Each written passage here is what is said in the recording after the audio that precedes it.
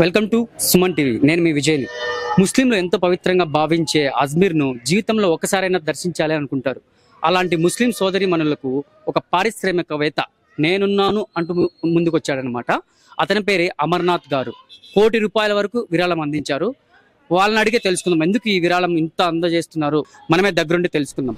రాజస్థాన్ లో అజ్మీర్ అనే ఒక పుణ్యక్షేత్రం ఉంది. ఈ ఊరికి 2000 కిలోమీటర్ల దూరంలో ఒక అజ్మీర్ అనే పుణ్యక్షేత్రానికి మైనారిటీలను తీసుకొచ్చి అక్కడ మంచి భోజన సౌకర్యాలు కల్పించి అక్కడ వాళ్ళు ఉండడానికి ఒక సౌకర్యము, బస చేయడానికి, నిద్రపోవడానికి, స్నానాలు చేయడానికి అన్ని ఖర్చులు మనమే పెట్టుకొని అక్కడ దర్గాను సందర్శించి మైనారిటీలను ఈ 60,000 మంది మైనారిటీలు ఉన్నారు కాబట్టి మనము ఫస్ట్ 2024లో 10,000 మందికి ఇక్కడి నుంచి ట్రైన్ ద్వారా తీసుకెళ్లి రాజస్థాన్ లో దర్శనం చేపించి మళ్ళీ మదనపల్లికి తీసుకొచ్చేంత వరకు బాధ్యతగా ఉంటానని గర్వంగా చెప్తున్నా. మన గవర్నమెంట్ వస్తుందే అని ఆశిస్తున్నాం. కాబట్టి మన చంద్రబాబు నాయుడు గారు ముఖ్యమంత్రి కావాలని ఈ యొక్క ఆశిస్తూ కష్టపడి మనము ఈ అజ్మీర్ యాత్రను జయప్రదం చేయాల్సిందిగా నేను కోరుకుంటూ, మైనారిటీ సోదరులు, అక్కలు, చెల్లెళ్ళు 20 సంవత్సరాల నుంచి 60 సంవత్సరాల వరకు తరల వెళ్లి 12 సంవత్సరాలు లోపల ఉన్న బిడ్డలను తీసుకెళ్లి వాళ్ళతో తల్లిదండ్రులతో తీసుకెళ్లి వాళ్ళతో హ్యాపీగా ఆ పుణ్యక్షేత్రం దర్శించి మళ్ళీ మదనపల్లికి వచ్చి నేను దీనికయ్యే ఖర్చును 10,000 మందికి నేనే భరించుకుంటానని చెప్పి జరగడం జరిగింది.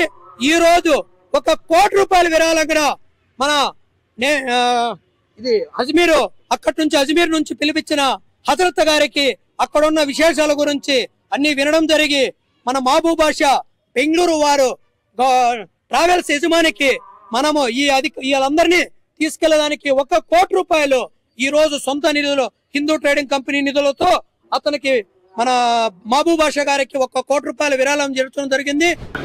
ఈ ఎలక్షన్ అని కాదు, ప్రజలు బాగుండాలా, దేవుని దయ వల్ల దేవుళ్ళ దగ్గరికి వస్తే మన ఆరోగ్యం సుఖంగా సంతోషంగా ఉంటారని కోరుకోవడం జరిగింది.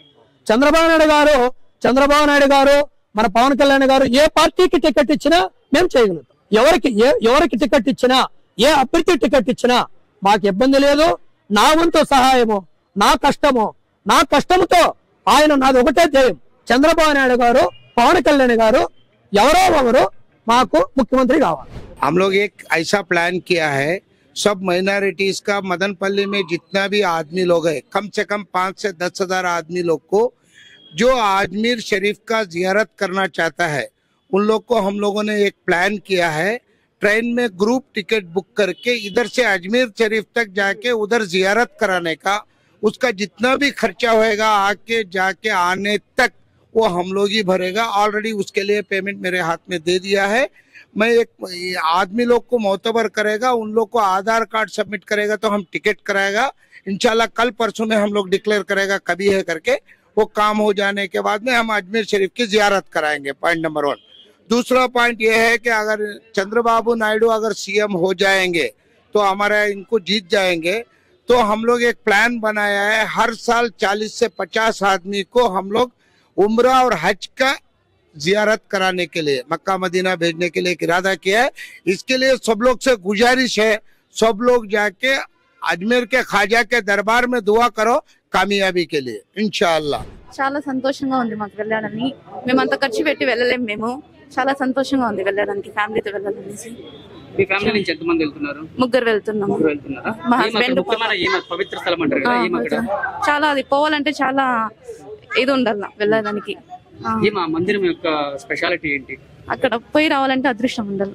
ఒకసారి పవిత్రమైన ప్లేస్. మీరు చెప్పండి అమ్మా, అక్కడికి వెళ్ళాలంటే చాలా ఖర్చు అవుతుంది. సో మీలాంటి నిరుపేదలకి, మామూలు ప్రజలకి విత్ మీకు ఫుడ్ తో సహా మీకు పంపిస్తున్నారు. అలాగే బట్టలు కూడా ప్రొవైడ్ చేస్తా అని చెప్తున్నారు. దాన్ని బట్టి మీరు ఏమంటారు? మీకు ఎలా అనిపిస్తుంది? లోపల సంతోషంగా ఉందా?